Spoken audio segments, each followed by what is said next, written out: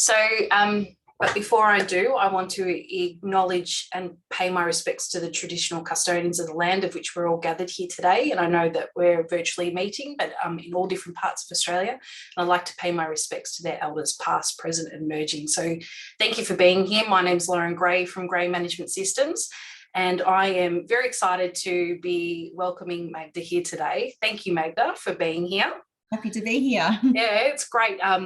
For those who tuned into the webinar last month with, I think it was last month or the month before that, with we had a certification body join us, was Mark Gurman from HDAA, and Magda came along to that, and Magda and I, we audit together in the NDIS space.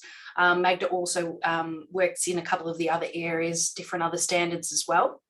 But why I'm so excited for Magda to be here is because she's got 20 years of experience as a pharmacist in the public and private sectors.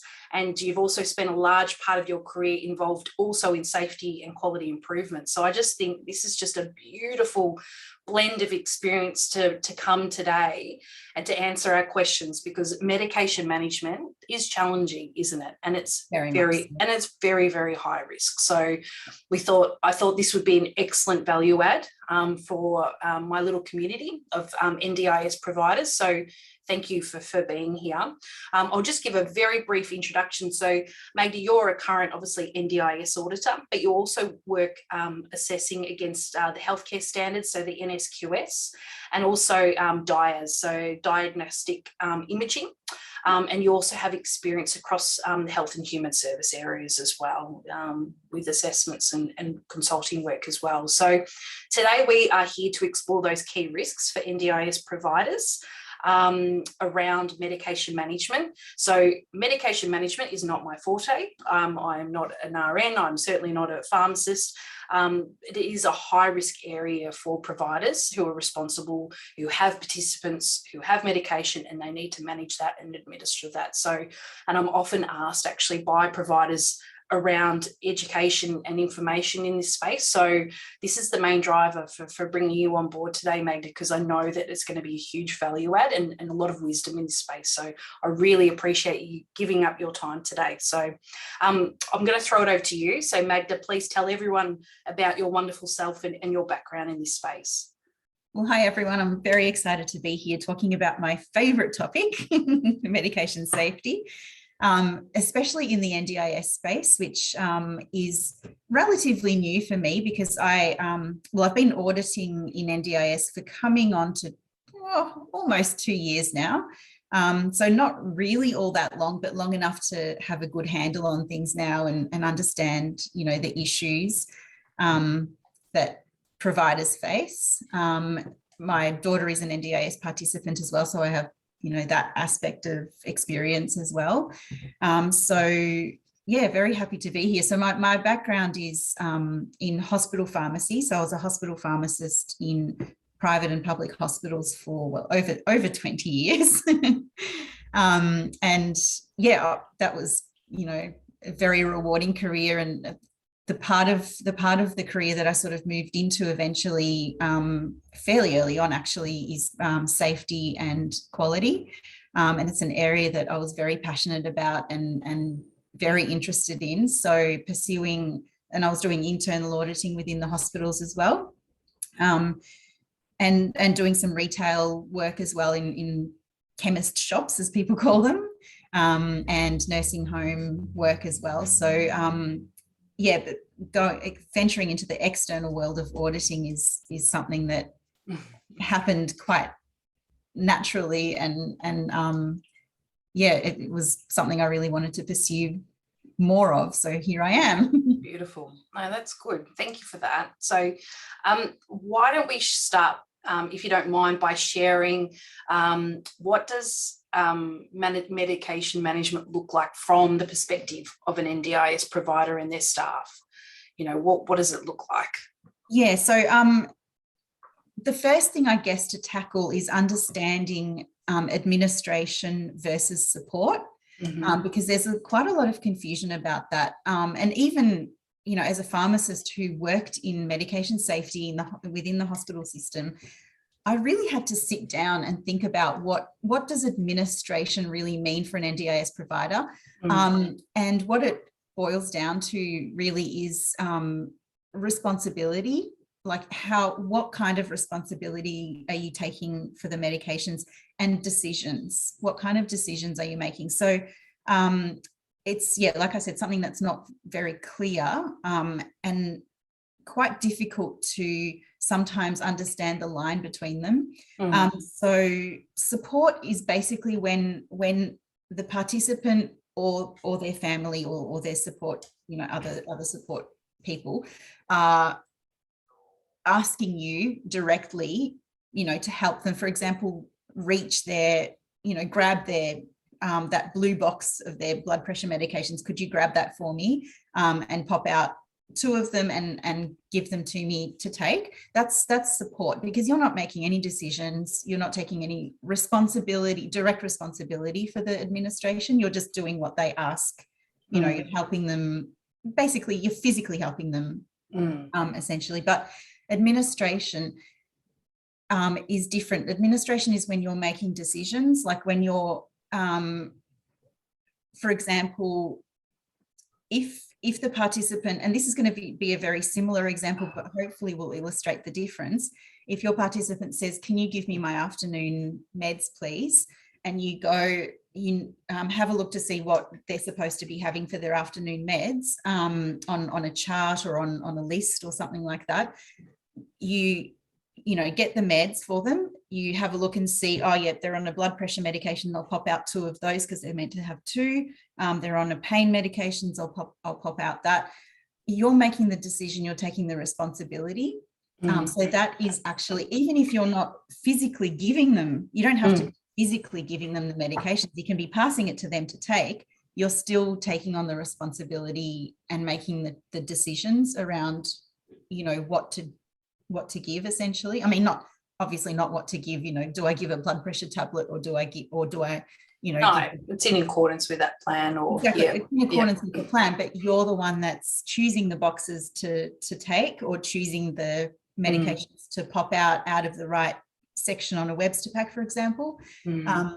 So you're making those decisions and taking those responsibilities for the administration. So it kind of starts, NDIS providers, medication management starts with understanding the difference between support and administration. And obviously the implications are significant if you're actually administering medications, because you're taking on the responsibility, both from, a personal perspective, you're responsible for the participants' safety and well-being. But also from an organizational perspective, you're legally responsible. Absolutely. Yeah. And that's important, especially it's a huge area. It's so important, isn't it? Yeah. And kind of moving on from that, if you are administering the medications and you've decided, yep, that's what I'm doing, I'm administering, so I have to, take on that responsibility, then you're responsible for safe administration and everything that entails. So understanding the medications, and it all goes back to the NDIS indicators, that staff are trained and understand the effects and side effects. You're then also responsible for correct storage, potentially, especially if you're providing services from, a practice location, essentially. And then the other thing that, I guess, the foundation for that kind of practice is solid procedures and policies and documentation around administration. So that's kind of an overview of what medication management for providers looks like.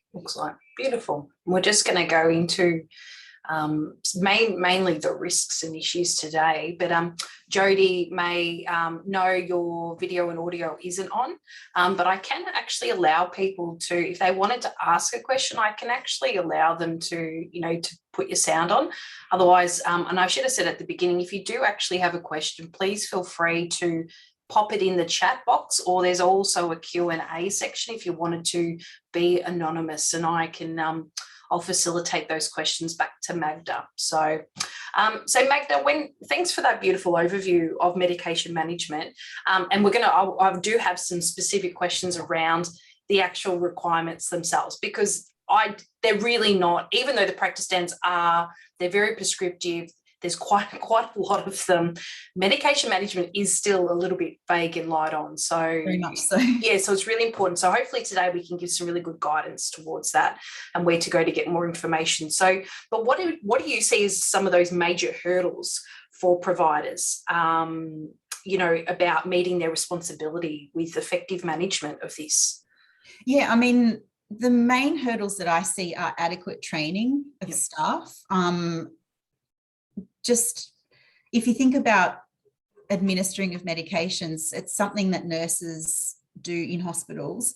They have hundreds, if not probably thousands or tens of thousands of hours of training around that, and mistakes still happen, mistakes still occur.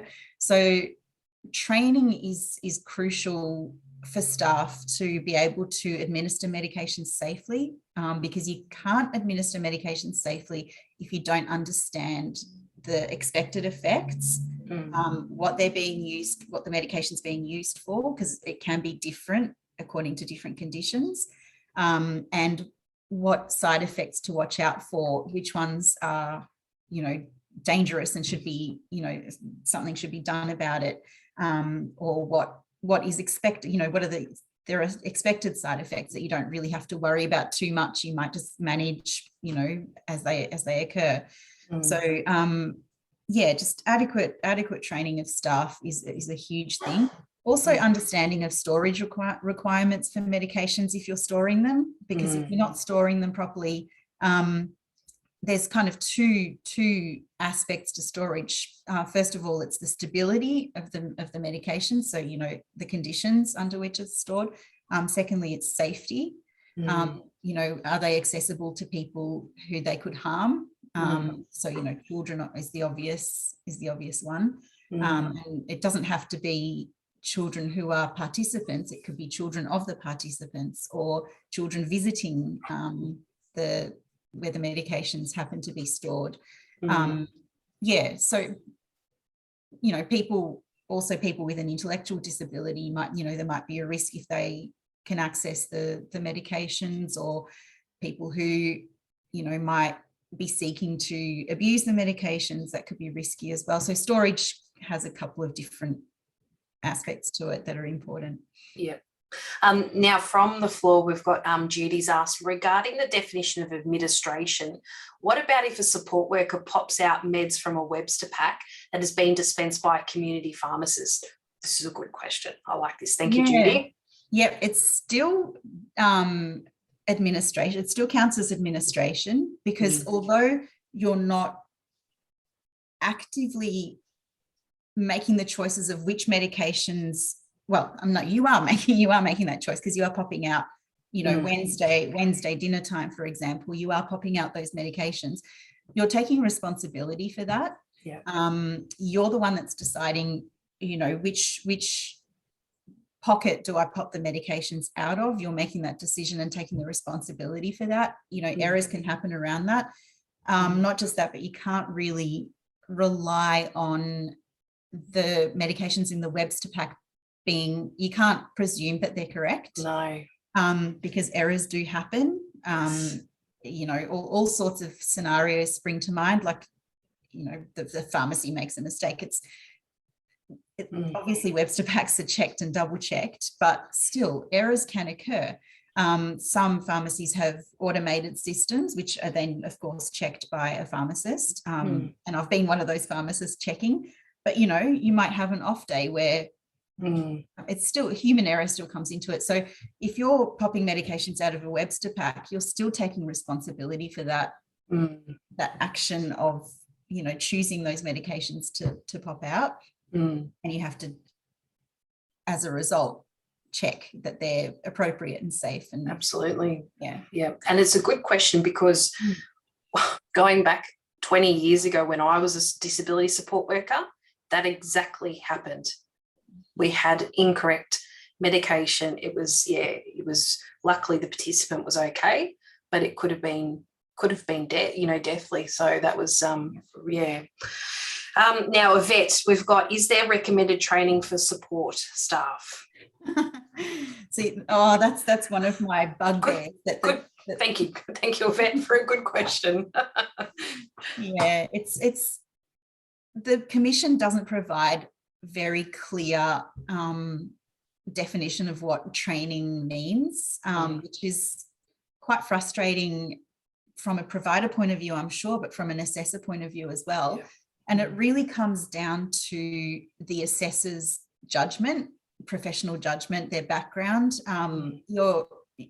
Hopefully the assessors who are assessing that part of the standards have a good idea about what adequate training means. I mean, as an assessor, I have seen anything ranging from a 15-minute online video on YouTube being considered as training, through to, a solid 1 day, full day sort of, seminar and on medication. So there's no guidance, but as an assessor, you apply your professional judgment as to what's adequate. Also from talking to the staff, you figure out, are the resources that they're talking about accessing, are they reasonable? If you ask them, where do you go if your participant starts on a new medication, where do you go to find out more information about it? And if they say Google, it's always a good sign that they haven't really received adequate training. It's a common, but unfortunately there's no defined guidelines around that. And I think really going back, when you do speak to staff, it's also about that not only that induction with, holistically about medication administration, but specific to the client, specific to the actual medication itself. And that's what, certainly I'm looking at when asking questions. So we've just go through a few, there's quite a few questions which is coming, which is really great. Thank you for all this. So Judy's saying, so issue for training of staff becomes scope of practice. So it sounds like you're saying a support worker needs medications knowledge, which is the same as a pharmacist or RN. I mean, it's a scale. Ideally, anyone administering medication would have at least the same training as a nurse, but that's not practical. No. It's not ever going to happen because that's not the scope of, being a support worker. But it's being able to fall somewhere in a reasonable range. Yeah. That's basically what it's about. And being able to, at the very least, know where to find the right information and be able to understand that information in an adequate way to be able to identify any potential issues or do something about any issues that come up. Yeah. Jodie's picked up a really good question, Jodie May here. It could also be a chemical restraint medication that you don't know about, and that is so important, isn't it? Like if they don't know that, then there's going to be some high risk issues there to be dealt with. And that's the other aspect as well of medication management, which I didn't mention, is the behavior support plan, restricted practice type chemical restraint medications. So absolutely. Not going to go into too much depth about that, because it all relates back to quality medication management. But obviously there are reporting requirements around that as well. So really good point to mention, Jodie May. Thank you. Joe has said, just to confirm, if the client is directing which medications to pop out of the Webster pack or directly from a container, it can be considered support.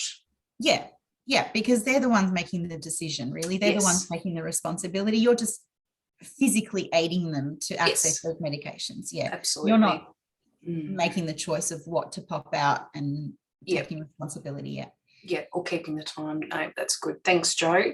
And I think this is Tracy. I'll just make that so I can see. Yep, Tracy. What about if family member gives a support worker the medication to then give to the participant, like say crushed in a peg feed?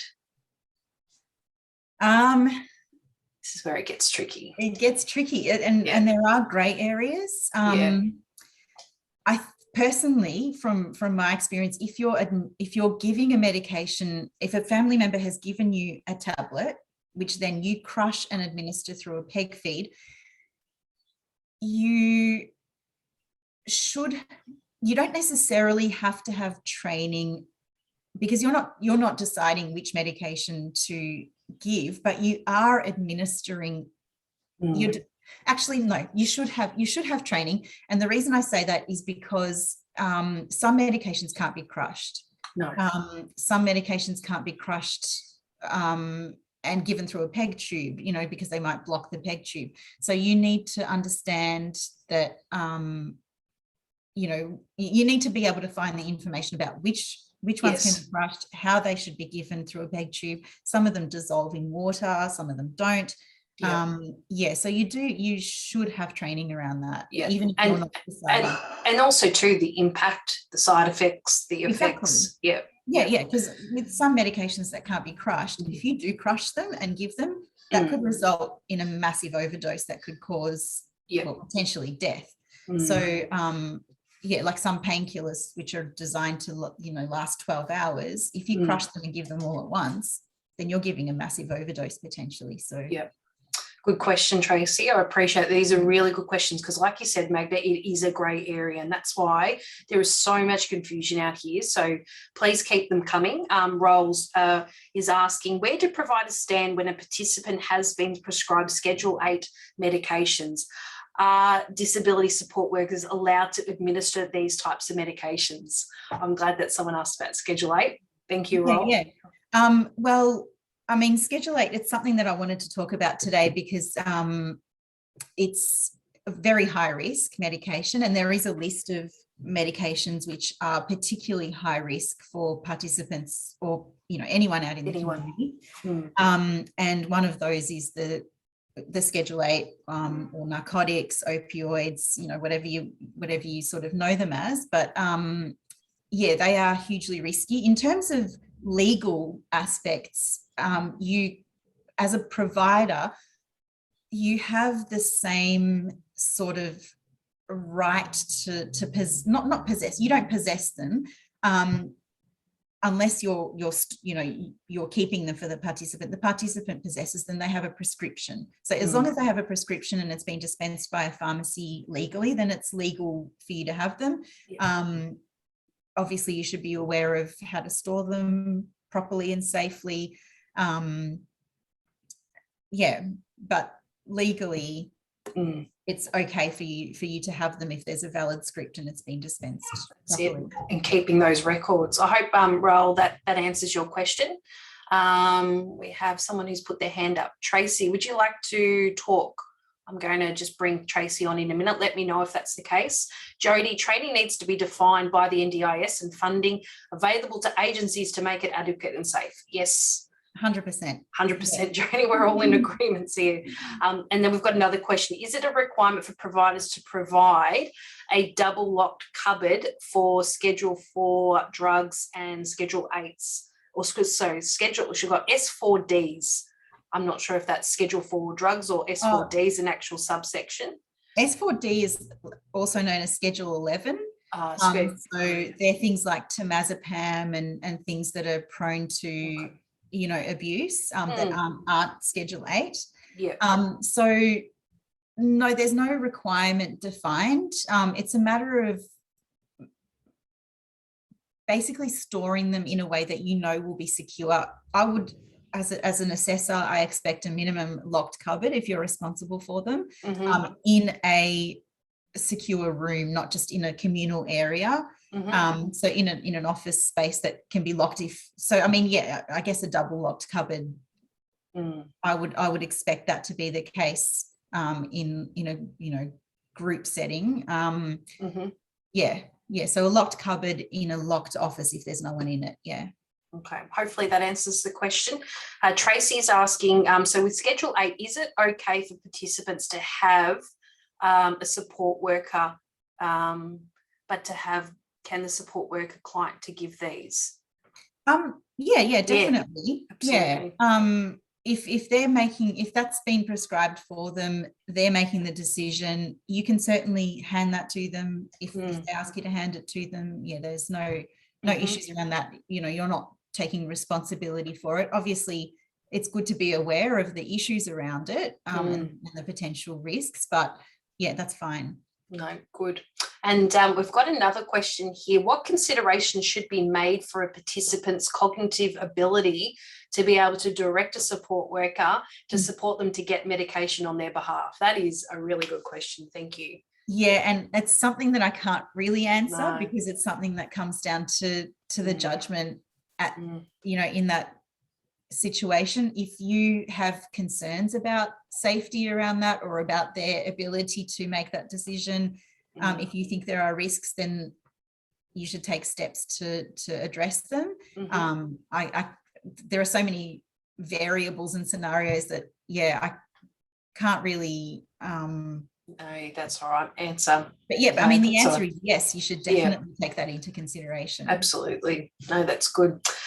Gosh, the questions are coming thick and fast. This just shows how much support is needed in this space. So Magda, this is great. So we've got here, do support workers need to sign off on any medication given? And if so, is it for support or is it for support or administration? So any medication given, needs to be tracked and monitored and recorded. Yeah, I mean, if it's support, I would say I would just write in the notes supported participant to have their medications. You don't really have to write any further details. But if you're making that responsibility, you need to document each and every one. And there are, it's not as onerous as it sounds. You don't have to write it out in words. I have given them their blood pressure. There are charts that you can have with a tick box, but they do have to be documented individually. So you can't just say afternoon meds given tick. If you're administering, you do need to document them individually. Otherwise, you can't really meet the requirements of the indicators because you're not monitoring the use of them if you're kind of documenting them as a whole. But yeah, you should definitely, for support, you should be writing that this is what I did. I supported them to take their meds. But if it's administration, it needs to be more detailed. Yep. Judy, I'm just going to come back to your question in a minute. We've got Dennis who's asking a question. Does medication always need to be locked away even if no restrictive practice is in place? Yes. Yeah, definitely. If you're providing supports in a participant's home or residence, it doesn't need to be locked away as long as it's stored safely, like out of reach of children, or as long as it's stored safely and appropriately, it doesn't have to be locked. If it's in a service location, a shared accommodation, or in a group environment, in a group setting, then yes, it does have to be locked away. And that sort of answers Judy's question too, just for argument's sake. If the service delivery environment is in the home, then is it not the participant's choice re-storage of medication? Yeah, definitely. And I mean, as far as storage in a participant's home, they can, as a provider, you can be aware that they should be stored, below 25 degrees in a cool, dark place, or the refrigerated meds should be in the fridge. You can be aware of that. But what the participant decides to do is, if they choose not to do that, well, then you're not responsible, but I would document that. I advise participant to store refrigerated meds in the fridge. They refused. You can't control everything. No. That's it. Now, I know we did say this is going to be half an hour, so we're happy we'll do 10 more minutes. So if you do have to take off, you can watch the rest of the replay, which I'll send out the YouTube link. So, but it's just we've had so many wonderful questions here, so I'm going to try and get to everyone's questions here. Quickest half an hour ever. I know, this is good. Well, yeah, it's take the advantage of why we've got you, which is great. So home environment and scheduled drug storage administration can be a challenge if the family are involved. Yes. Yes. They sometimes give and other times support workers may give. Do you have any advice? That's a hard one. My advice is document and have strong policies around it, and adequate or appropriate policies. So if it's a mixed scenario, if you're sometimes supporting, sometimes administering, you need to have the adequate documentation, policies, and meet the requirements of administration. You know, if it's sometimes support, then that's fine. You just document it. You basically need to treat it separately. So if you're, you know, supporting one day and administering the other, you need to document it as support on one day and then document it properly as administration the next day, and have all the things in place that allow for safe administration. Beautiful. Just a couple more questions, and then I'm going to ask you, we're just going to get to really the hard-hitting questions that we wanted to get to. But Anne has asked, with medication charts, do they need to list every medication if the medication is dispensed in a Webster pack by a community pharmacy? Yes, they do. Yes, absolutely. Because you're taking responsibility for all of those medications. Yeah. Joe, it would be great if pharmacists could provide a legend with pics and names, numbers of meds and individual client Webster packs as given by support staff scope. It's a big ask to have support staff checking Webster packs. It is, but also, again, it comes down to the responsibility. It's a big responsibility. Yes. So, yeah. Absolutely. Yeah. Now, can I ask you, what are some of the major issues, Magda, when you've come through and you're doing these audits, when you're speaking with staff, what are some of the common trends and issues that you're seeing? So look-alike, sound-alike medications can be confusing. Obviously, they are, you know, it's a big area of risk. Yeah, it's something that's a known cause of a high level of errors, look-alike and sound-alike medications, because, I mean, as we all know, medication names are weird, wonderful, and confusing. And then also not just that, but every medication has a brand name and a generic name. So there's a lot of confusion around that, which causes errors.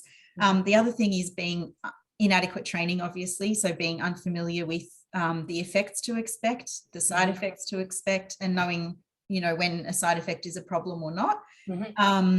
Poor communication is the issue. So, you know, whether it's inadequate communication in terms of not enough information around, you know, what it's being used for, but also poor communication, like bad handwriting, for example, or abbreviations being used which people interpret in different ways. So they're the main contributing factors to, you know, medication errors. But in terms of poor management of medications, well, I'd say poor policies and procedures, policies and procedures that are not accessible to staff, because you don't want to have a 50-page policy that covers off all the points perfectly, but no one's going to read. Like, you want policies that staff are able to pick up, read the really important points, know what to do, and not just kind of look at it and go, oh, there's no way, I don't have time to read all that. You want accessible policies without, you know, with just the important information. Absolutely. Now, I'm just going to call for last questions, everyone, but and there's just a few more questions. I'll come back to you, Magda, from the floor before we sort of finish up. But can you, now we've got you are running training for us next week. So thank you very much.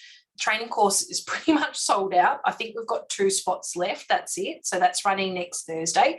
I'm actually going to be a student myself, and I'm really looking forward to it because it's an area that I want to develop further, so I can bring that value add to the assessments and the work and the consulting work that I do. So thank you. And then we're running another one due to popularity in October as well. So could you just give a bit of an overview of what people could expect from that training?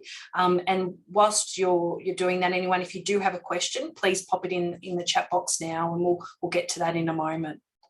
Yeah, so my training focuses very much around the NDIS indicators. So basically the things that you have to do as a provider or as a support worker to make sure that you're fulfilling those requirements.